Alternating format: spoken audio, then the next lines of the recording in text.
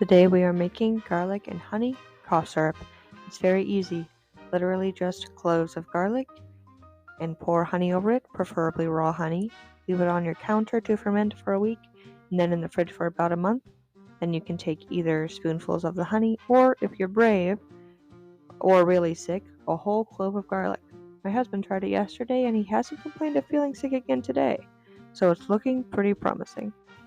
Try garlic honey cough syrup to beat cold and flu season this year.